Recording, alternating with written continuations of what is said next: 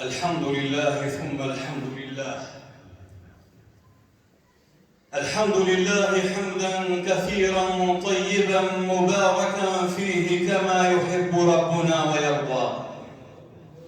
سبحانك يا رب، لا أحصي ثناء عليك أنت كما أثنيت على نفسك، فلك الحمد حتى ترضى، ولك الحمد إذا رضيت، ولك الحمد بعد الرضا. وأشهد أن لا إله إلا الله وحده لا شريك له، له الملك وله الحمد وهو على كل شيء قدير. وأشهد أن محمدًا عبده ورسوله وصفيه وحبيبه وخليله، صلى الله عليه وعلى آله وأصحابه أجمعين. يا أيها الذين آمنوا اتقوا الله حق تقاته ولا تموتن إلا وأنتم مسلمون. يا أيها الذين آمنوا اتقوا الله وقولوا قولا سديدا يصلح لكم أعمالكم ويغفر لكم ذنوبكم، ومن يطع الله ورسوله فقد فاز فوزا عظيما. وبعد، فإن أصدق الحديث كلام الله، وخير الهدي هدي محمد صلى الله عليه وسلم، وشر الأمور محدثاتها، وكل محدثة بدعة، وكل بدعة ضلالة، وكل ضلالة في النار. ثم أما بعد، أيها الإخوة المؤمنون، يا أيها الناس اتقوا ربكم، إن زلزلة الساعة شيء عظيم. يوم ترونها تذهل كل مرضعة عما أرضعت، وتضع كل ذات حمل حملها، وترى الناس سكارى وما هم بسكارى ولكن عذاب الله شديد.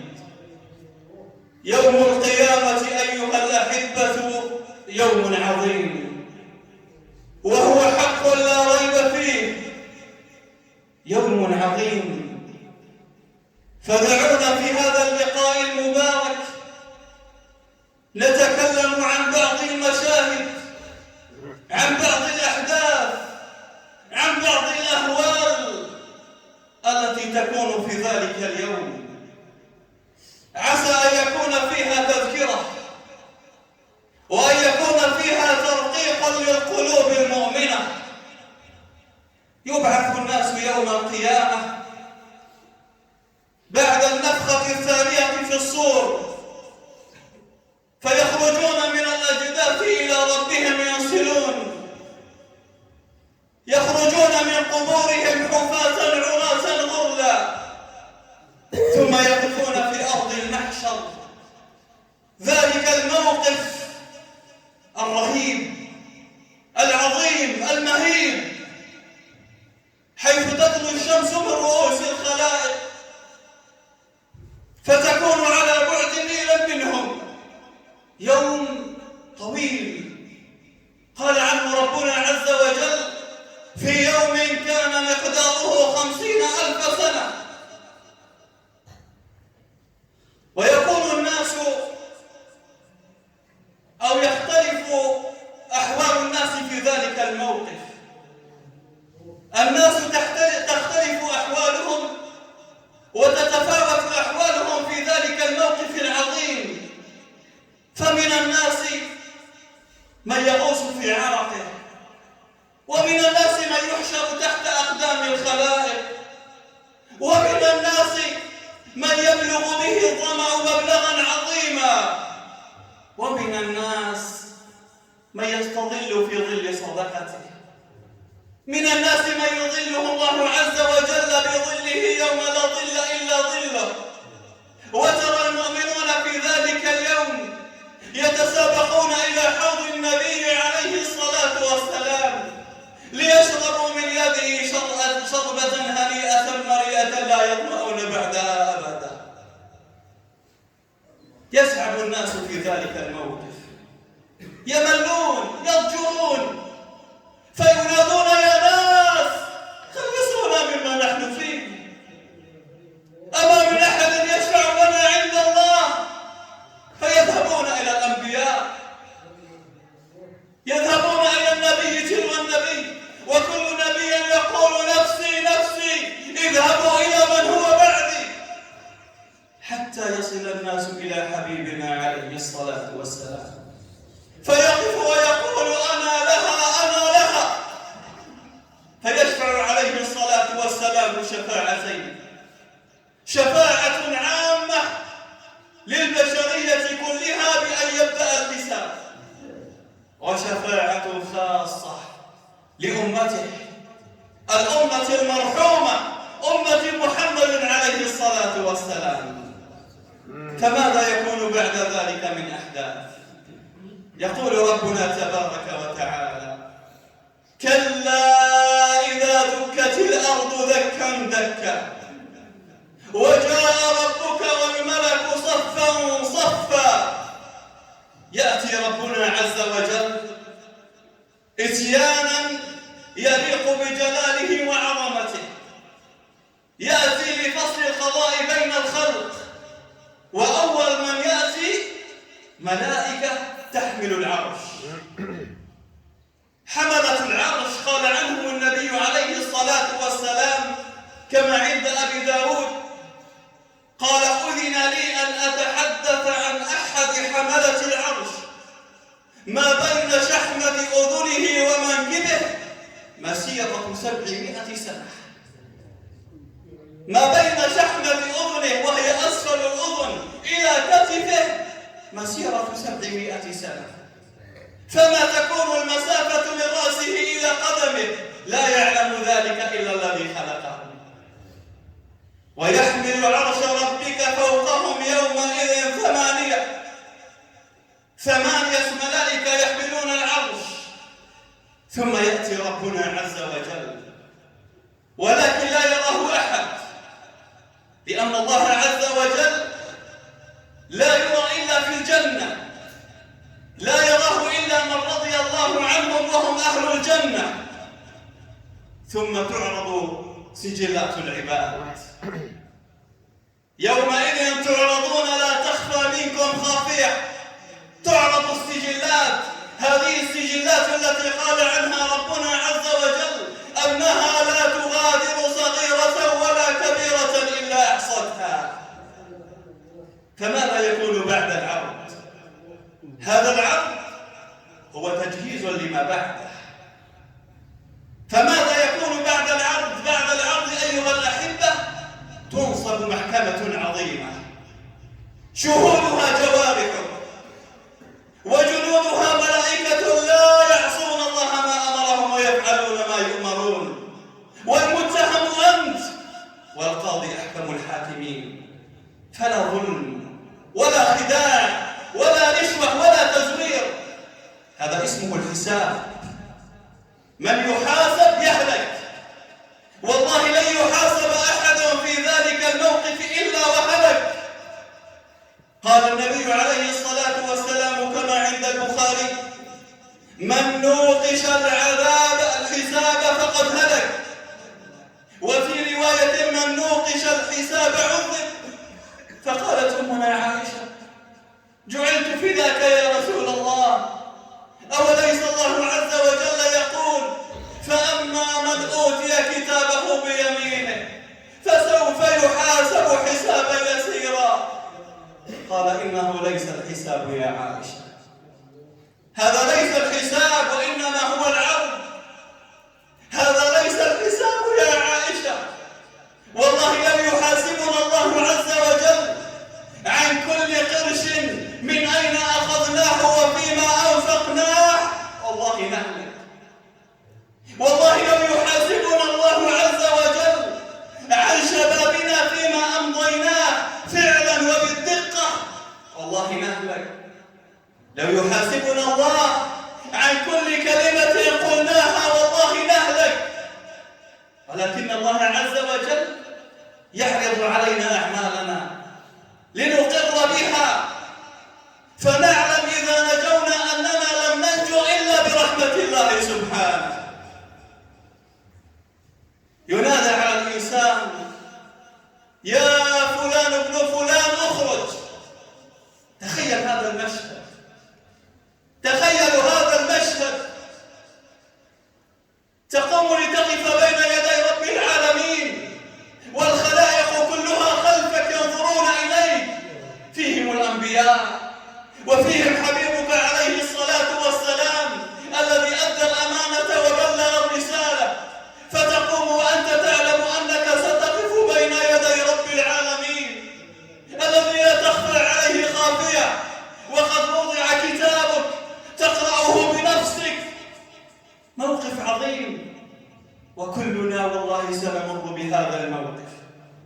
ولكن الفرق أن من رضي الله عنهم حينما يقفون بين يدي الله سبحانه وتعالى فإن الله يسترهم، فلا يراهم أحد إلا الله، يخشاهم ستر من الله، فلا يراهم الخلق.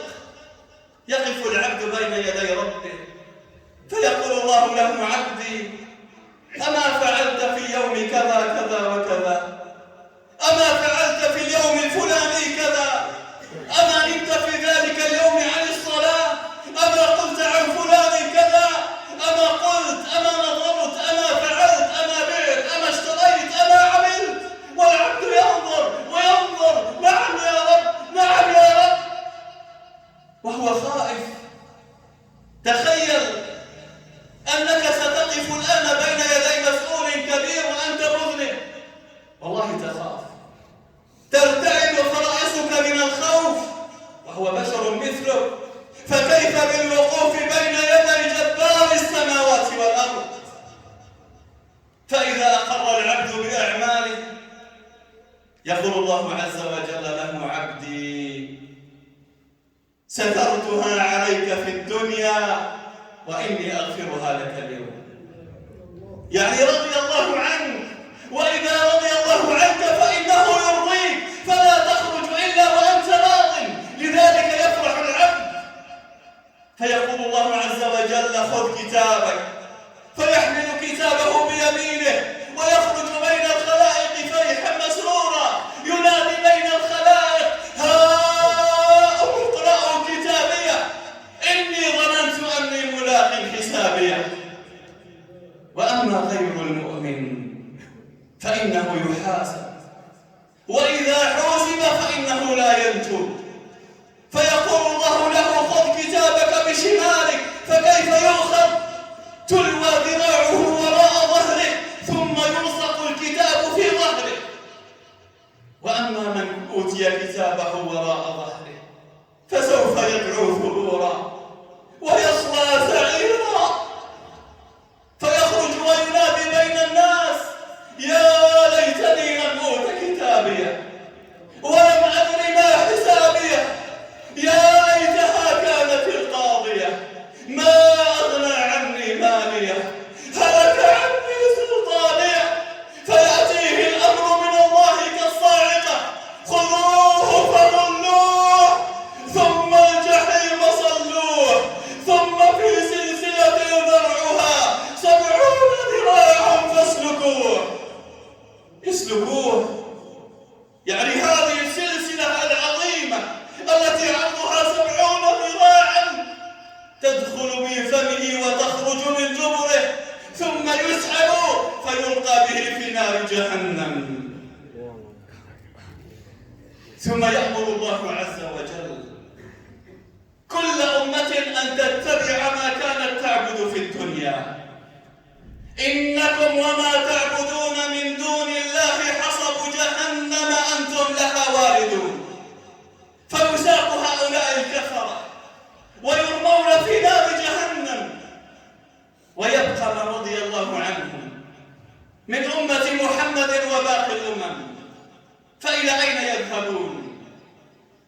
يذهبون إلى شيء اسمه الميزان. الميزان، والميزان له كفتان، الكفة الواحدة تسع السماوات والأراضين من ضخامتها ومن دقتها ودقة صنع الله عز وجل أنها تزن حبة الخردل، بل تزن الذرة التي هي أصغر شيء ترجع في الميزان، فيؤتى بالعبد ويوضع مع أعماله في الميزان، توضع أنت وأعمالك في الميزان، فإن رجحت كفة حسناتك نجوت، وإن رجحت كفة سيئاتك عذبت. يعني أنت ما وصلت إلى هذه المرحلة إلا لأنك من أهل لا إله إلا الله، يعني نجوت من قضية الخلود في النار، ولكن هناك ذنوب، هناك معاصي، هناك تجاوزات قد تحاسب عليها. فإذا انتهى الحساب يذهب الناس إلى أعظم مرحلة وإلى أخطر مرحلة من مراحل يوم القيامة، وهي الميزان.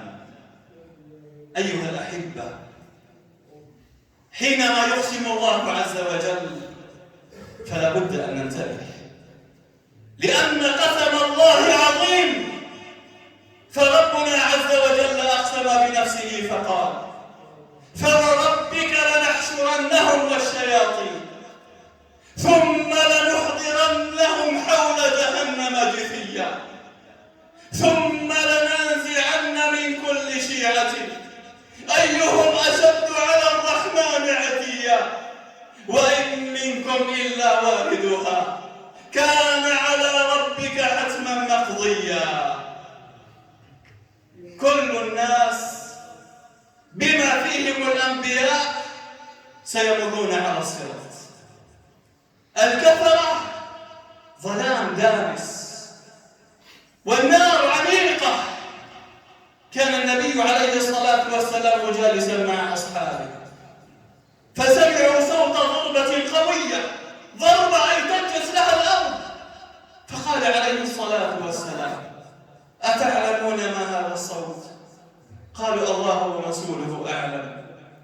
قال: إنه حجر ألقي في جهنم منذ 70 عاما الآن وصل إلى قعرها.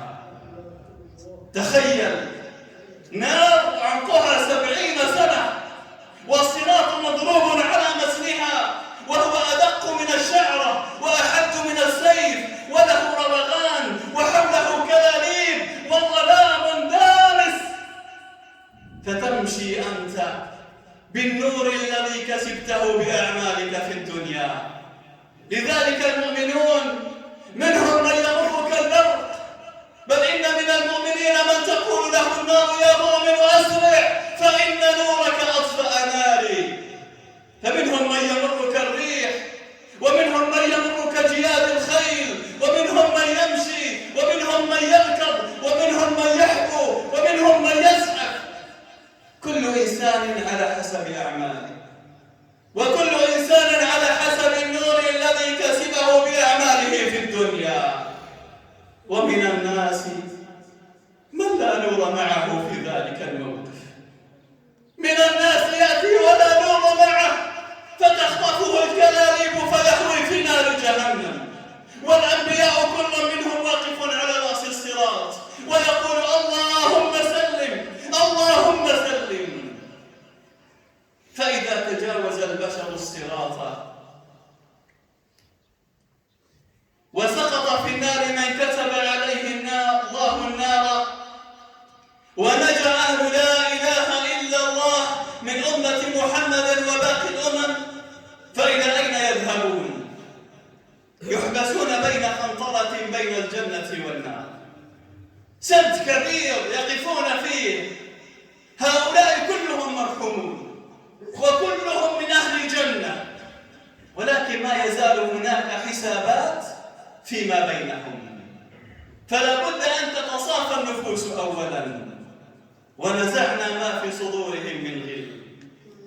لا بد للنفوس أن تتصافى قبل أن يدخلوا الجنة، فيبدأ الحساب بين هؤلاء.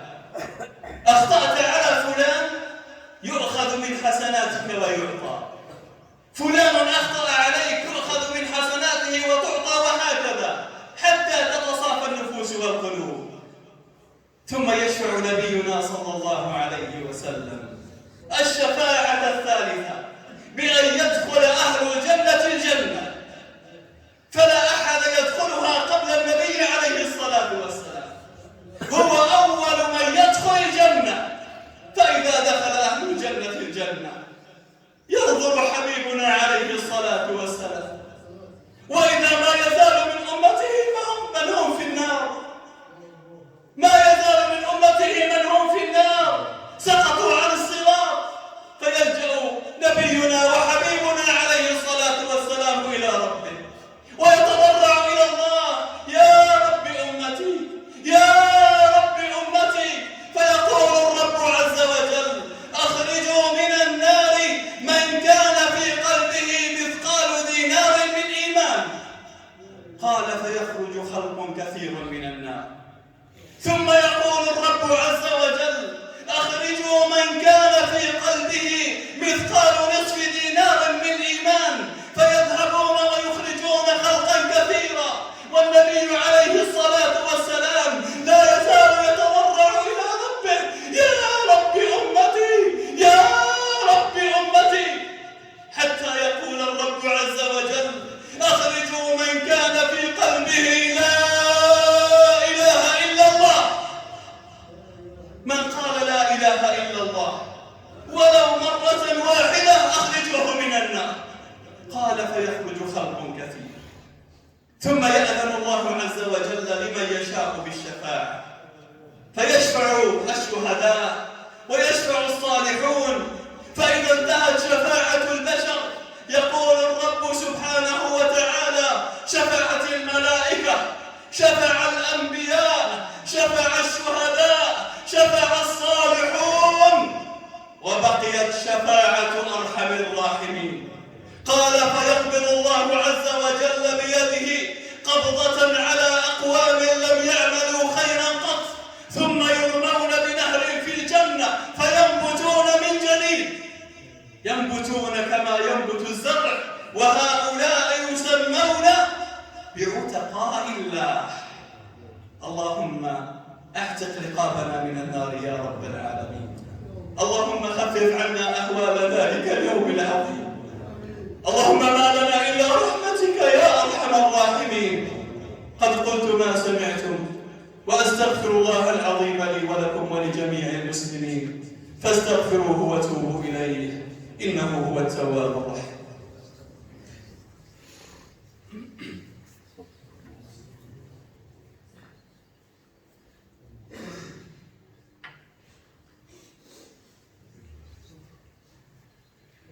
الحمد لله على إحسانه، وله الشكر على فضله وامتنانه، والصلاة والسلام على نبيه الداعي إلى رضوانه. وبعد، يدخل أهل الجنة الجنة، فيبقى مكانهم بالجنة لم يمتلئ بعد، فيخلق الله عز وجل أقواما ليملأوا الجنة، لأن الله سبحانه قال عن الجنة وعن النار أنه سيملأها، ولكن حق القول مني لأملأن جهنم من الجنة والناس أجمعين. فلا بد للجنة أن تمتلئ، ولا بد للنار أن تمتلئ. فإذا امتلأت الجنة وامتلأت النار، يأتي ربنا سبحانه وتعالى فيضع قدمه على النار، فتنزوي على بعضها، تنزوي وتنزوي ثم تغرق، ثم يؤتى بكبش فينادى: يا أهل الجنة، فيلتفتون: نعم يا رب. يا أهل النار: نعم يا رب. أهل الجنة حينما ينادون يخافون، هل لا يزال هناك حساب آخر؟ وأما أهل النار حينما ينادون يستبشرون.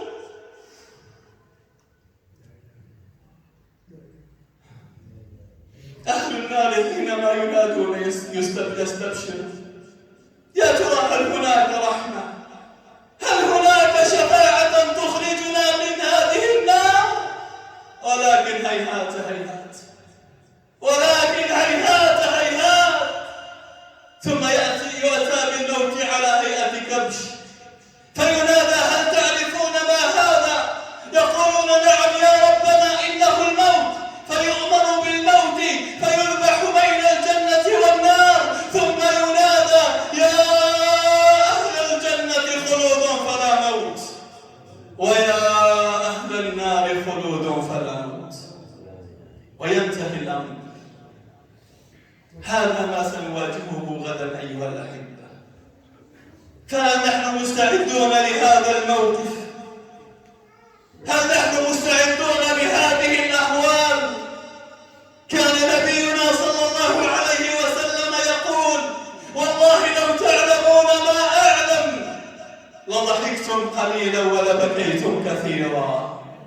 فيا عباد الله، نحن ما زلنا في هذه الدنيا، ما زال ربما لدينا متسع لنستدرك، لنعمل، لنكثر من الأعمال الصالحة حتى يرضى الله عنا فيرضينا في ذلك اليوم العظيم. هذا وصلوا وسلموا على من أمركم الله بالصلاة عليه حيث قال إن الله وملائكته يصلون على النبي يا أيها الذين آمنوا صلوا عليه وسلموا تسليما. اللهم صل وسلم وبارك وأنعم على محمد وعلى آل محمد كما صليت على إبراهيم وعلى آل إبراهيم، وبارك على محمد وعلى آل محمد كما باركت على إبراهيم وعلى آل إبراهيم في العالمين إنك حميد مجيد. اللهم ردنا إلى دينك ردا جميلا يا رب العالمين. اللهم ردنا إليك ردا جميلا يا أكرم الأكرمين. اللهم ارفع غضبك ومقتك عنا ولا تؤاخذنا بما فعل السفهاء منا. اللهم ارفع عنا الغلاء والبلاء، اللهم ارفع عنا الغلاء والبلاء وتسلط الأعداء يا رب العالمين. اللهم اجعل لنا من كل هم فرجا، ومن كل ضيق مخرجا، ومن كل عسر يسرا، ومن كل فاحشة سترا. اللهم عافنا واعف عنا واغفر لنا وارحمنا، أنت مولانا فانصرنا على القوم الكافرين. اللهم لقد ضاقت علينا الأرض بما رحبت واستقوى الظالمون علينا. اللهم كن لنا ولا تكن علينا يا رب العالمين.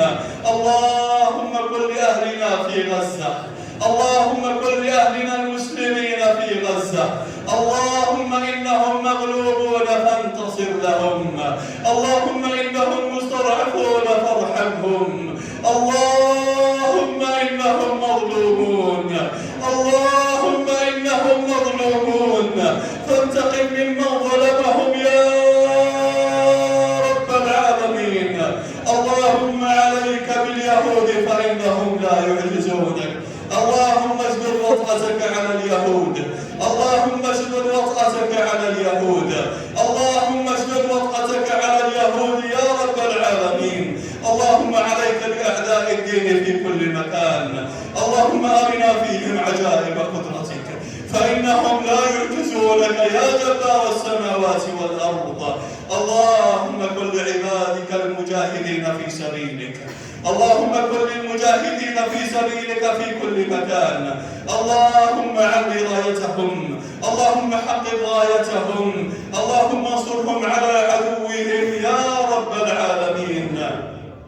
اللهم استر عوراتنا وآمن روعاتنا واشف مرضانا وعاف مبتلانا وتقبل شهداءنا يا أرحم الراحمين. اللهم واحفظ ديارنا وسائر ديار المسلمين برحمتك يا أرحم الراحمين. اللهم تقبل منا صلاتنا وصيامنا ودعاءنا وصالح أعمالنا. اللهم اجعل جمعنا هذا جمعا مرحوما وتفرقنا من بعده تفرقا معصوما، ولا تجعل فينا ولا منا شقيا ولا محروما. غفرانك اللهم لنا ولوالدينا ولمشايخنا ولأصحاب الحقوق علينا ولكافة صحبة المسلمين. وآخر دعوانا أن الحمد لله رب العالمين. واقم الصلاة.